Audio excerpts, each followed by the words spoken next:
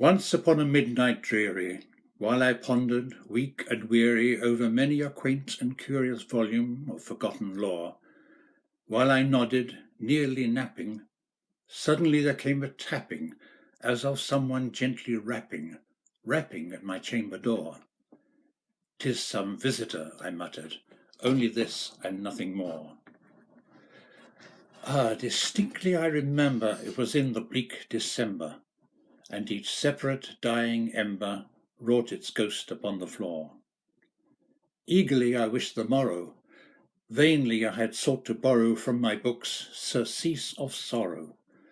Sorrow for the lost Lenore, for the rare and radiant maiden whom the angels name Lenore, nameless here for evermore.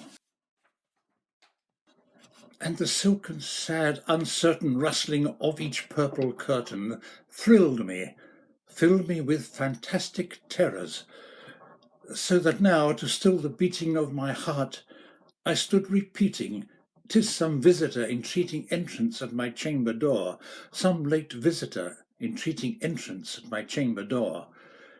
This it is, and nothing more." Presently my soul grew stronger, hesitating then no longer. "Sir," said I, "or madam, truly your forgiveness I implore. But the fact is I was napping, and so gently you came rapping, and so faintly you came tapping at my chamber door, that I scarce was sure I heard you." Here I opened wide the door. Darkness there, and nothing more. Deep into the darkness peering, long I stood there, wondering, fearing, doubting, dreaming dreams no mortals ever dared to dream before. But the silence was unbroken, and the stillness gave no token, and the only word there spoken was one whispered word, "Lenore." This I whispered, and an echo murmured back, "Lenore." Merely this, and nothing more. Back into the chamber turning, all my soul within me burning, soon again I heard a tapping, somewhat louder than before. "Surely," said I, "surely that is something at my window lattice. Let me see then what thereat is, and this mystery explore. Let my heart be still a moment, and this mystery explore. 'Tis the wind, and nothing more." Open then I flung the shutter, when with many a flirt and flutter in there stepped a stately raven of the saintly days of yore. Not the least obeisance made he, not a minute stopped or stayed he, but with mien of lord or lady perched above my chamber door, perched upon a bust of Pallas just above my chamber door, perched and sat, and nothing more. Then this ebony bird, beguiling my sad fancy into smiling, by the grave and stern decorum of the countenance it wore, "Though thy crest be shorn and shaven, thou," I said, "art sure no craven, ghastly, grim, and ancient raven, wandering from the nightly shore. Tell me what thy lordly name is on the night's Plutonian shore." Quoth the raven, "Nevermore." Much I marvelled at this ungainly fowl, to hear discourse so plainly, though its answer little meaning, little relevancy bore. For we cannot help agreeing that no living human being ever yet was blessed with seeing bird above his chamber door, bird or beast upon the sculptured bust above his chamber door, with such a name as Evermore. But the raven, sitting lonely on the placid bust of Pallas, spoke only that one word, as if his soul in that one word he did outpour. Not a feather then he fluttered, nothing further then he uttered.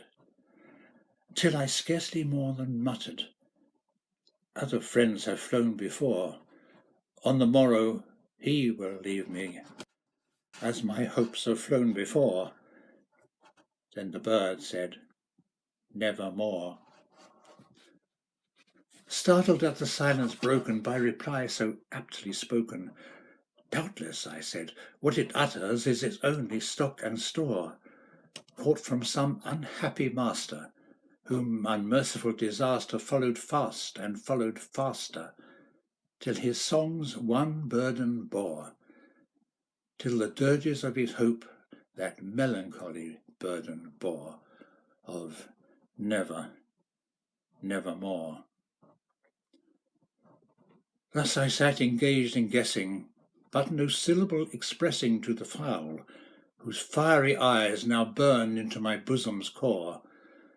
This and more I sat divining, with my head at ease reclining on the cushion's velvet lining, that the lamplight gloated o'er, but whose velvet lining, with the lamplight gloating o'er, she shall press, ah, nevermore.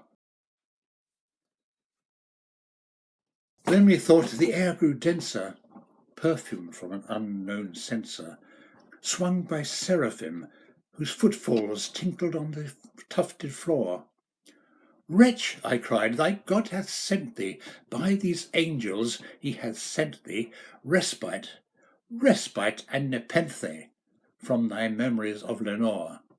Quaff, oh quaff this kind nepenthe, and forget the lost Lenore. Quoth the raven, Nevermore. Prophet, said I, king, thing of evil, prophet still, if bird or devil, whether tempter sent or whether tempest tossed thee here ashore, desolate yet all undaunted, on this desert land enchanted, on this home by horror haunted, tell me truly, I implore, is there balm in Gilead? Tell me, I implore. Quoth the raven, Nevermore. Prophet, said I, thing of evil, prophet still, if bird or devil, by that heaven that bends above us, by that God we both adore, tell this soul with sorrow laden, if within the distant Aidenn it shall clasp a sainted maiden, whom the angels name Lenore. Clasp a rare and radiant maiden, whom the angels name Lenore. Quoth the raven, Nevermore. Be that word our sign in parting, bird or fiend, I shrieked, upstarting. Get thee back into the tempest and the night's Plutonian shore. Leave no black plume as token of that lie thy soul has spoken. Leave my loneliness unbroken. Quit the bust above my door. Take thy beak from out my heart, and take thy form from off my door. Quoth the raven, Nevermore. And the raven, never flitting, still is sitting on the pallid bust of Pallas just above my chamber door, and his eyes have all the seeming of a demon's that is dreaming, and the lamplight o'er him streaming throws his shadow on the floor. And my soul, from out that shadow that lies floating on the floor, shall be lifted nevermore.